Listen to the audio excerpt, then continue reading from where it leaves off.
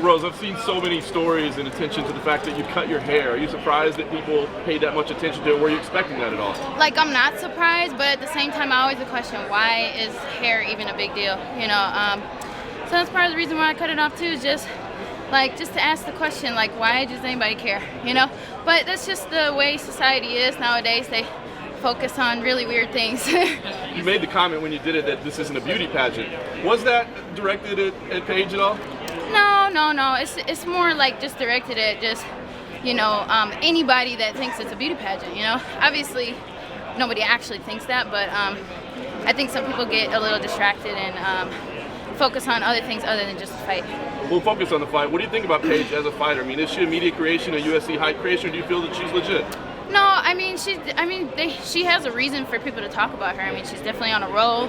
She's very, you know, just the whole package, and she's very exciting. So I think she has all the hype that she deserves. And she's a very formidable opponent, and I'm not taking her lightly. How do you feel you match up? I match up really great against her. You know, my striking and my jiu-jitsu is definitely going to pose a lot of problems for her. And my wrestling and my clinch work is getting better every day. And I'm just really comfortable in her. Rose, you had said that cutting your hair was somewhat of a transformation for you and shedding the past. Can you go into more detail about that and really explain like what you meant?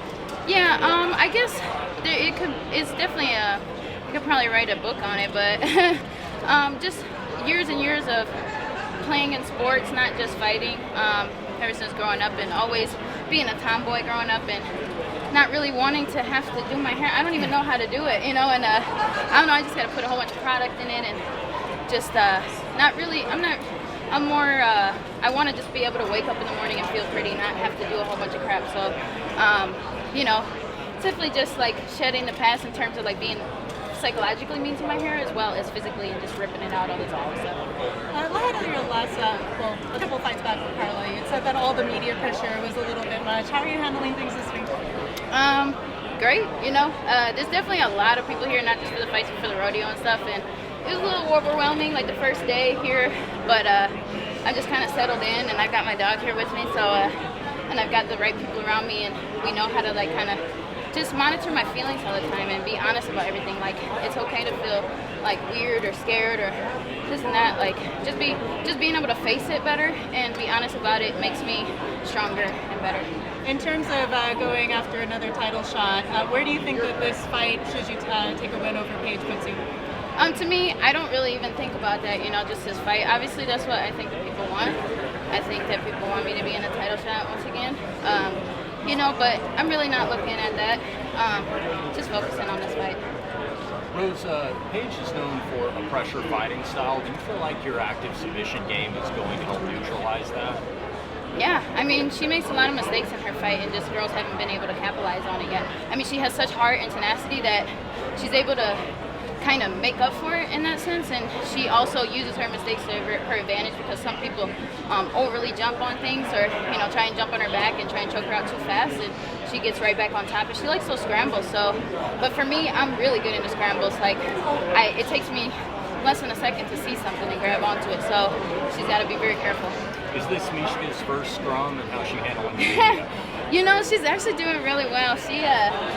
I have her in this vest right now, and it kind of like calms her down. If I took off the vest right now, she'd be loving everybody and be very social, but now she's at work and she's keeping me calm, and you know, as long as she's calm, then I'm calm.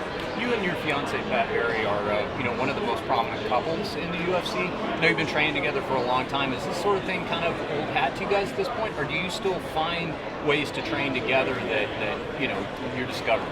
Yeah, Pat is ever evolving, even not fighting anymore. He's always coming up with new techniques and new philosophies, and just more, he always does things better for other people than for himself. And so when he was in fighting himself, I think he kind of just wanted to focus on me at the same time. So it's definitely better for him to be on this side of things at this point and helping me, because his creativeness is just like out there, you know, and he's like I said, he's coming up with new techniques every day and concepts with fighting, and it's really helping me a lot.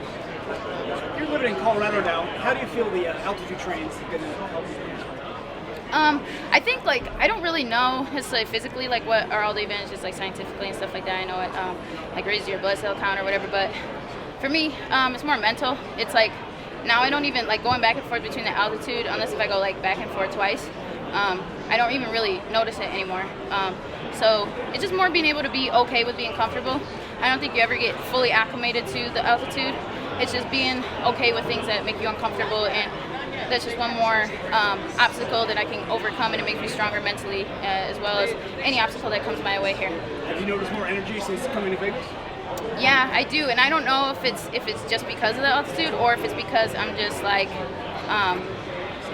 feeding off everybody's energy and stuff like that. At the same time, it's also like when I'm not, like right before this workout, I was just like feeling like, man, I need to take a nap. And that's always how you feel on fight day, like you really feel tired. But it's all just your body preparing you. It makes you feel like you have to take a nap, but really your body's just saving it all up, and then you see that product just right there. So Rose, this will be your third pro fight in the UFC and your second main event. That's got to be a record for the division or something like that, for people who aren't established champions already. Yeah. How do you feel about just how successful you've been in the UFC and the fact that you got in so far so quickly? Yeah, I mean, I definitely I'm really hard on myself a lot, but I have to always just step back and see everything that I've done, and it's really amazing. Like there's no losing this situation. It's all an experience under my belt, and I don't know, it's just like really amazing. I've always excelled at things in my life, like just growing up, just whatever I was doing, whether it be, I don't know, doing the dishes or doing homework or doing sports, like I was always trying to be the best at it no matter what, and I guess it just paid off. And obviously there's a ton of pressure that comes with that success, but it can be a good thing or a bad thing. Some people thrive off it. How do you feel about the level of pressure? I mean, I think it's just your attitude towards it.